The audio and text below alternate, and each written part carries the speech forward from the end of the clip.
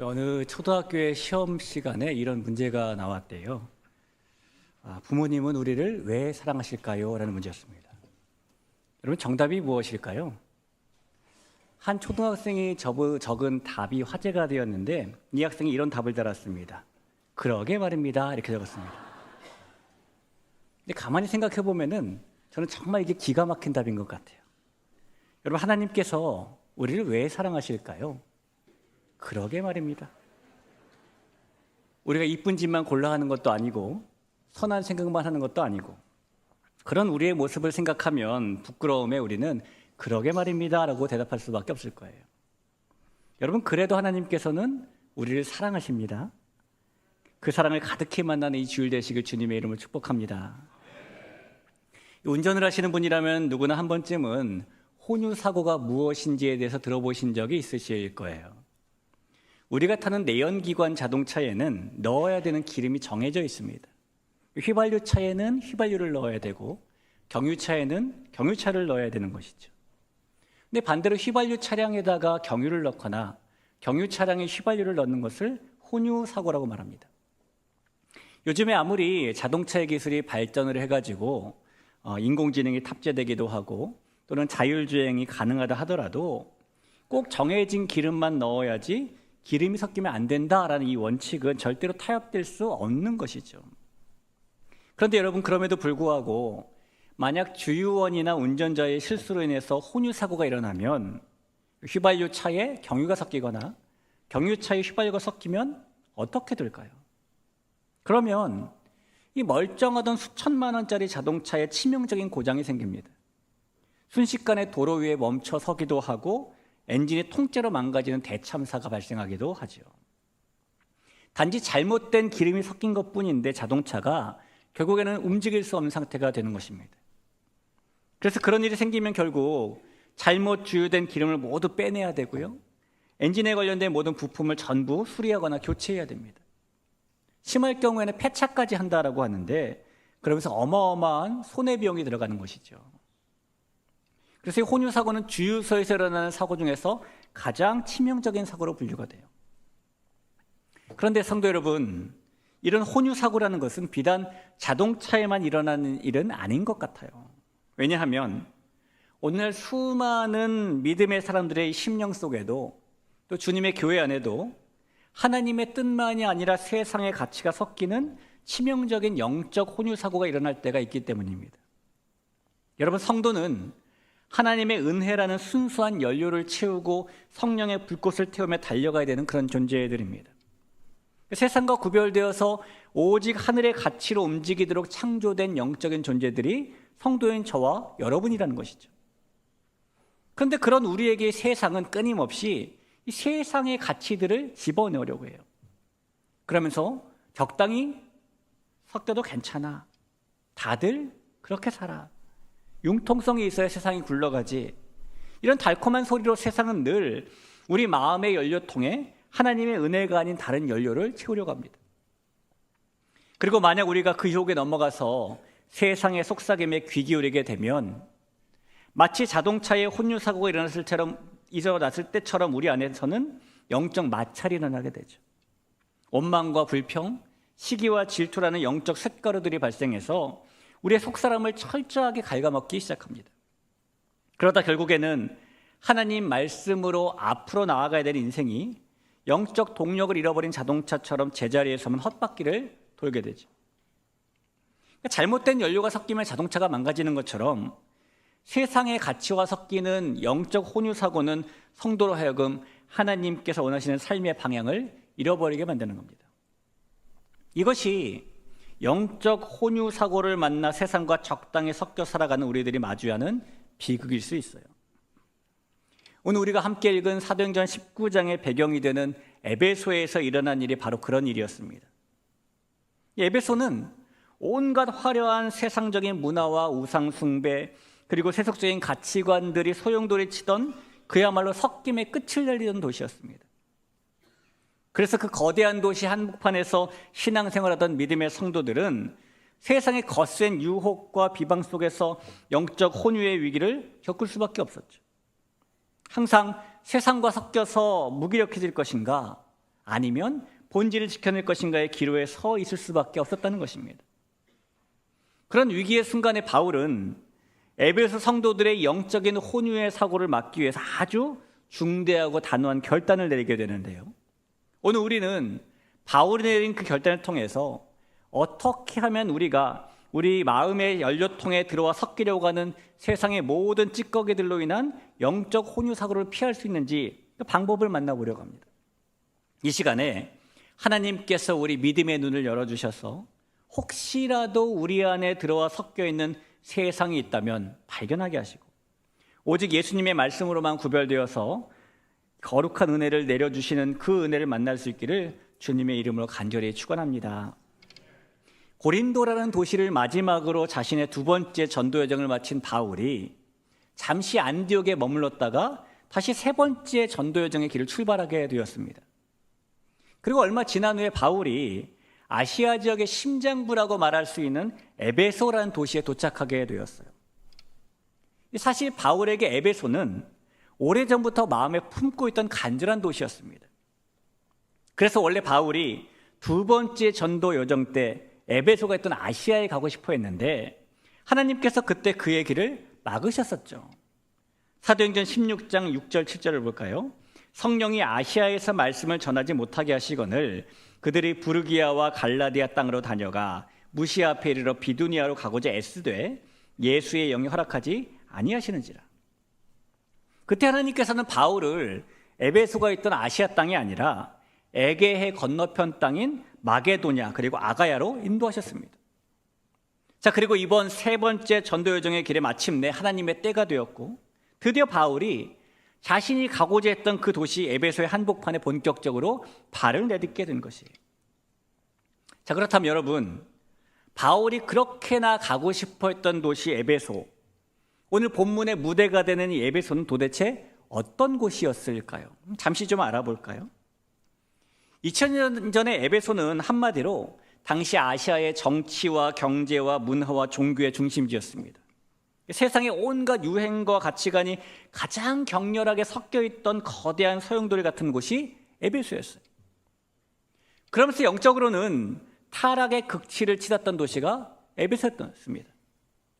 이 에베소에는 이 고대 세계 7대 불가사의 중 하나였던 아데미 신전이 있었는데요.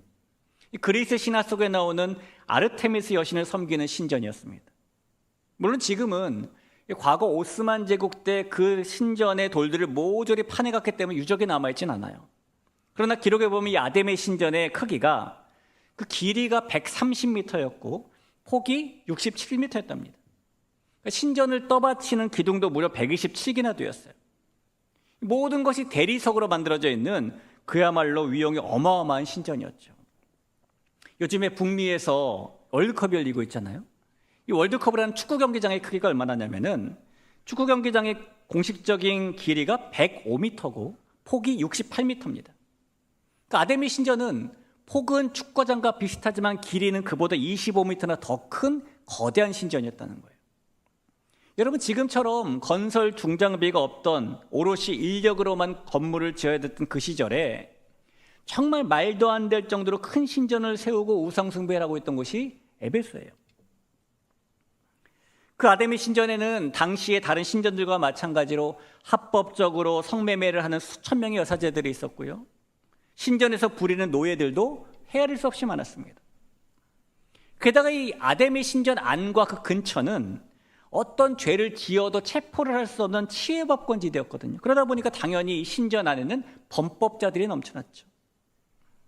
그런 아데미 신전으로 대표되는 에베소는 그렇게 세속적인 문화 속에서 사람들이 죄와 적당히 살던 곳, 섞여 살던 곳, 물질주의와 우상숭배라는 치명적인 독소가 사람들의 심령 속에 마구잡이로 흘러들어오던 곳, 한마디로 영적 혼유 사고가 즐비하게 일어날 수 있는 그런 곳이었고 바울이 그런 곳에 발을 디딘 겁니다.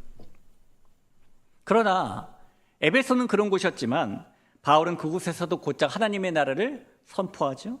그것이 8절 말씀이에요. 바울이 회당에 들어가 석 달 동안 담대히 하나님 나라에 관하여 강론하며 권면하되, 무려 3달 동안 바울은 에베소라는 거대한 혼유의 도시에서 오직 순수한 복음의 연료만을 공급하기 위해 치열하게 눈물로 씨를 뿌렸습니다. 그런데 이 바울이 여태까지 지나왔던 다른 도시들과 비슷하게 에베소도 하나님 나라의 복음을 그렇게 환영하지는 않았어요. 바울을 통해 하나님 나라의 복음이 선포되자 세상 가치관으로 가득 차 있던 에베소 사람들의 마음속에 격렬한 영적인 마찰이 일어나는 것이죠. 그리고 그 영적 마찰의 결과를 9절은 이렇게 생생하게 폭로합니다. 9절 상반절을 보시죠. 어떤 사람들은 마음이 굳어 순종하지 않고 무리 앞에서 이 도를 비방하거늘. 이 비방하거늘이라는 말은 복음에 대해서 악한 말을 일부러 했다는 뜻이에요. 그러니까 에베소 사람들이 무슨 말도 안 되는 소리냐, 우리에겐 이미 아데미 신전이 있고 우리의 문화가 있는데 어디서 이상한 도리를 전하느냐, 이거 거칠게 대적하는 것입니다. 여러분, 그런 에베소라는 도시에서 복음을 전하고 전한 복음을 받아들이고 신앙생활을 한다는 것은 결코 쉬운 일이 아니었을 거예요. 매일 눈을 뜨면 우상을 섬기는 거대한 신전이 보였고, 매일 귀를 열면 세상의 가치관이 들려왔고, 매일 발을 내디디면 너무나 자연스러운 죄의 문화가 펼쳐져 있었고, 세 주도 아니고 석 달 동안이나 눈물로 사역했는데 돌아온 것은 차가운 거절과 거센 비방뿐이고, 이러면서 바울의 에베소 사역은 위기를 만나게 됩니다. 자, 여러분, 이런 방해를 만나고 위기를 만나면 어떻게 해야 할까요? 아니 뭐 동네가 에베소만 있는 것도 아니고 에잇 그러면서 다른 도시로 떠나가 버리면 되는 거 아닐까요? 복음을 못 들으면 니들이 아쉽지 내가 아쉽냐? 라고 생각하면서 발을 털어버리면 되는 거 아닐까요? 인간적인 계산으로 보면 그런 상황에서는 에베소를 떠나는 것이 현명하게 보였을지도 몰라요.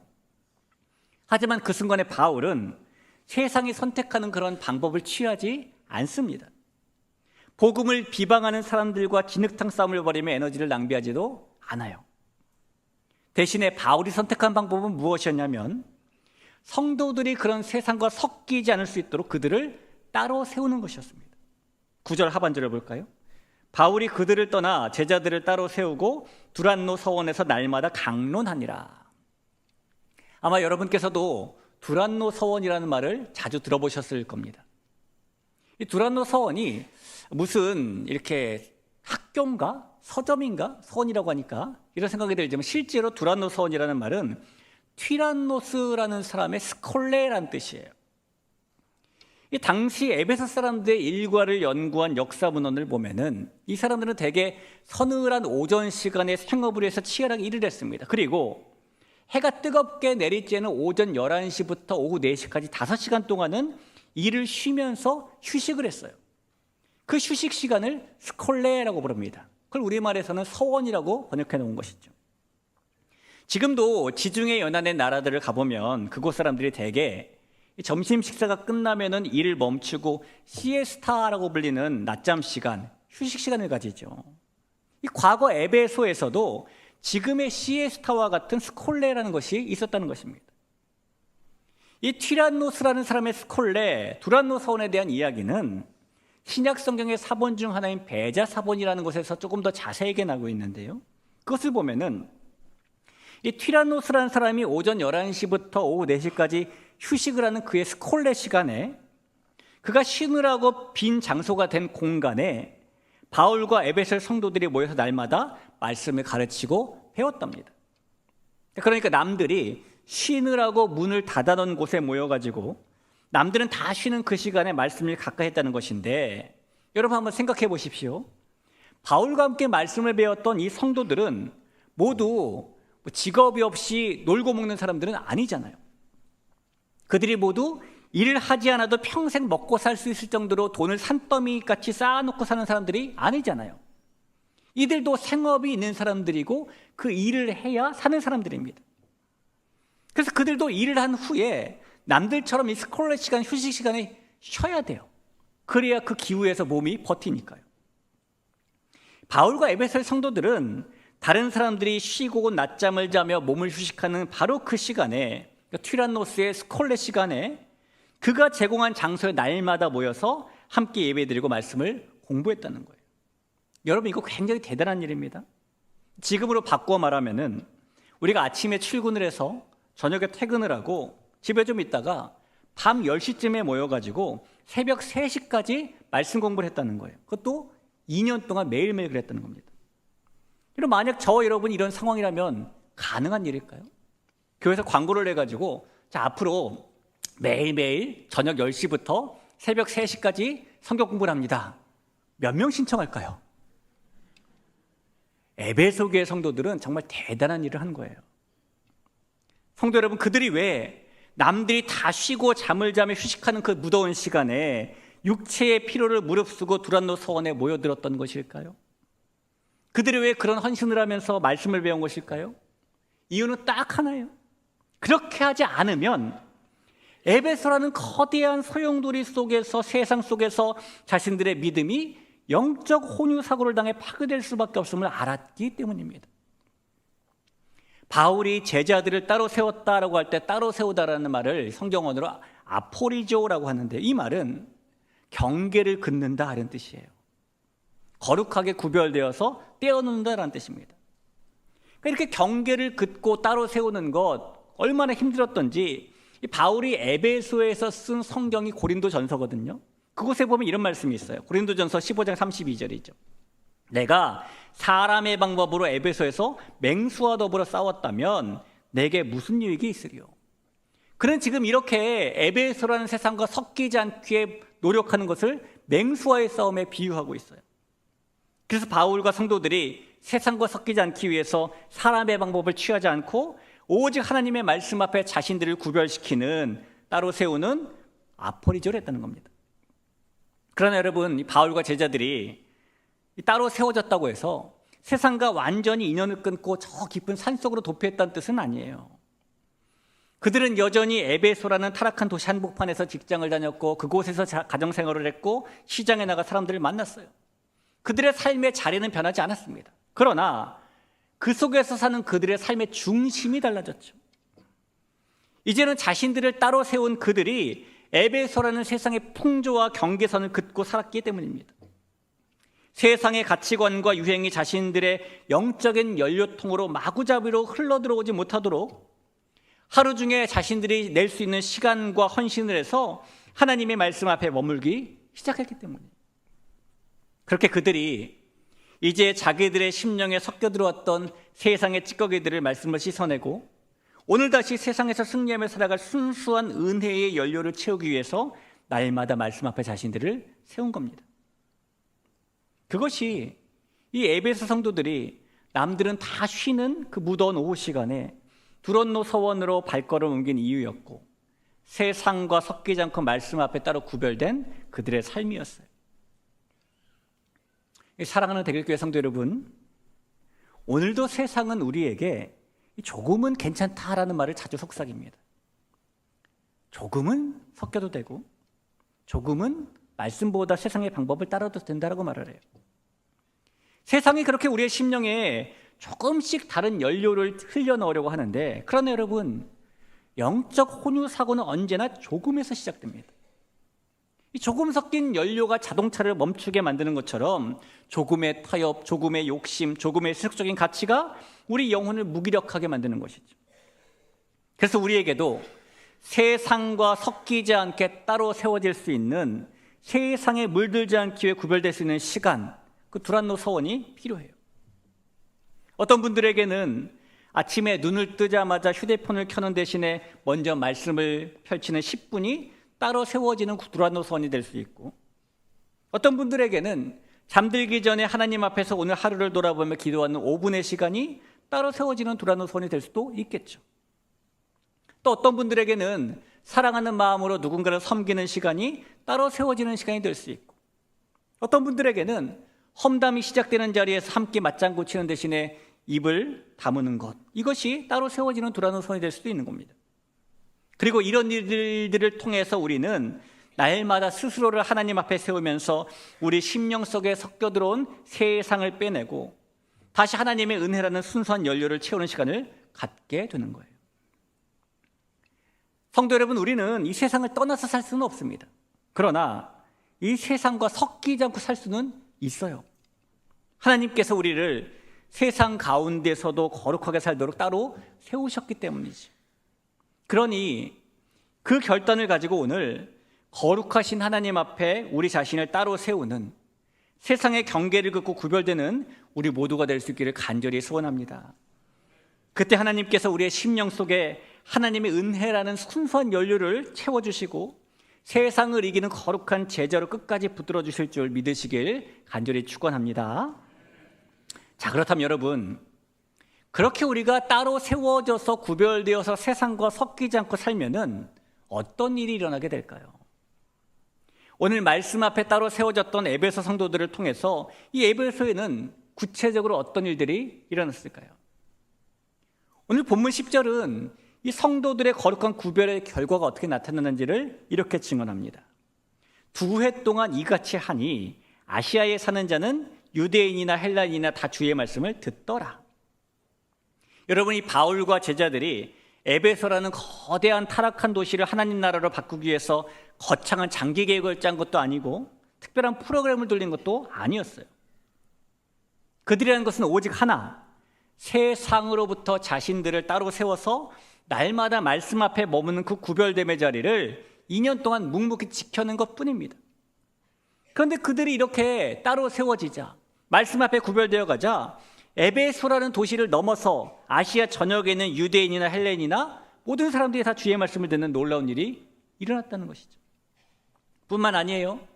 이 성도들이 자신들을 구별해서 따로 세우자, 세상과 섞여 살기를 거절하자 에베소는 전례 없던 강력한 영적인 변화가 일어나는데 하나님께서 바울의 손을 통해 놀라운 기적을 행하셨죠.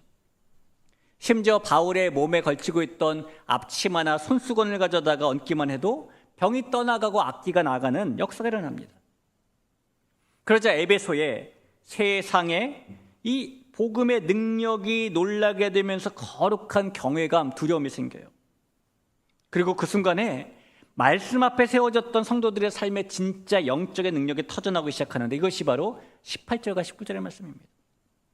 믿은 사람들이 많이 와서 자복하여 행한 일을 알리며 또 마술을 행하던 많은 사람이 그 책을 모아가지고 와서 모든 사람 앞에서 불사르니 그 책값을 계산한 즉 은 5만이나 되더라.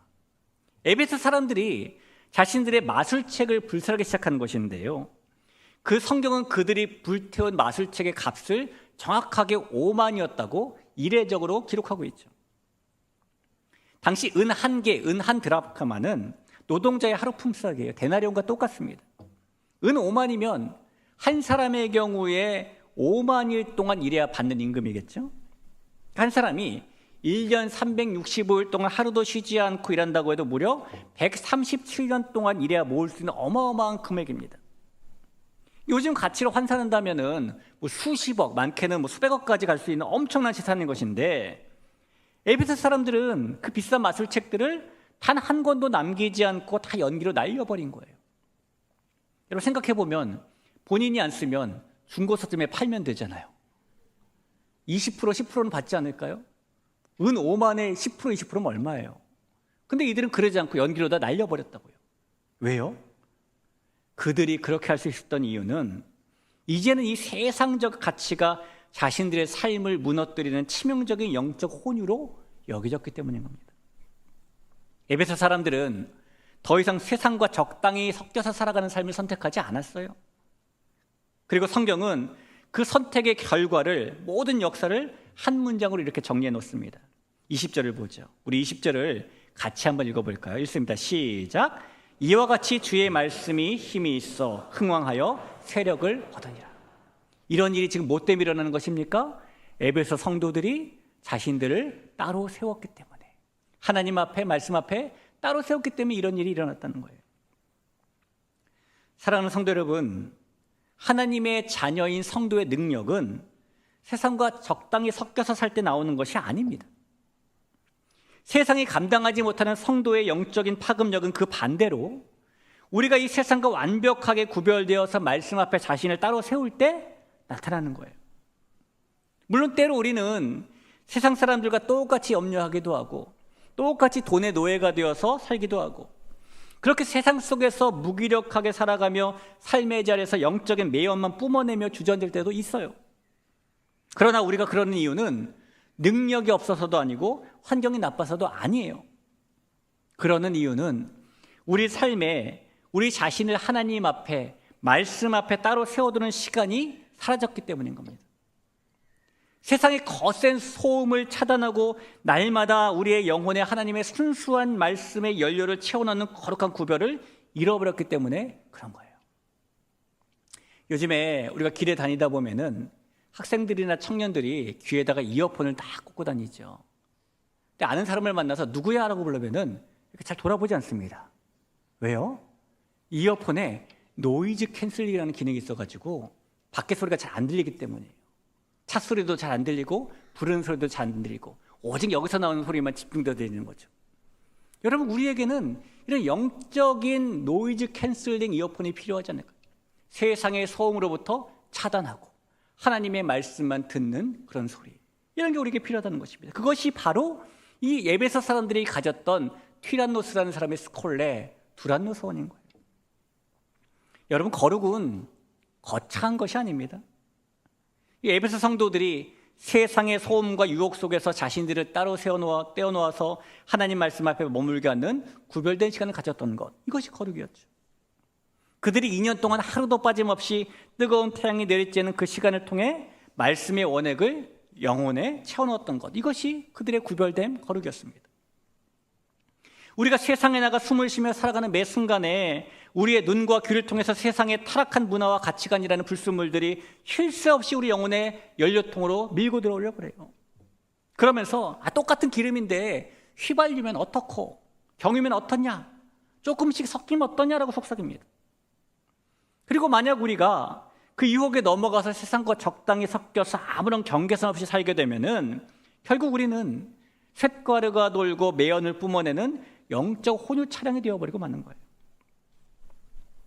사랑하는 성도 여러분, 하나님께서는 오늘 우리에게 우리 자신을 세상의 풍조를 떠나 복음 앞에 따로 세우라라고 말씀하십니다. 에베소 성도들처럼 자신들의 당연한 시간을 포기하고 헌신하는 두란노 선을 가지라라고 말씀하십니다. 우리가 오늘 다시 하나님 앞에서 자기 자신을 따로 세우기 시작하면 그 하나님께서는 우리의 심령 속에 섞여 들어온 세상을 걷어내시고 다시 하나님의 은혜라는 순수한 연료를 채워주실 거예요. 그리고 우리를 세상에 물든 사람이 아니라 세상을 변화시키는 사람으로 사용해 주실 겁니다. 여러분, 꼭 기억하십시오. 에베소를 변화시켰던 것은 거대한 신전이 아니라 말씀 앞에 따로 세워진 사람들이었어요. 그리고 하나님께서는 오늘도 그때의 성도들과 동일하게 세상 속에서 자신을 하나님 앞에 따로 세울 사람들을 찾고 계십니다. 그런 사람을 통해서 가정을 변화시키기 원하시고 교회를 변화시키기 원하시고 세상을 변화시키기 원하시기 때문이에요.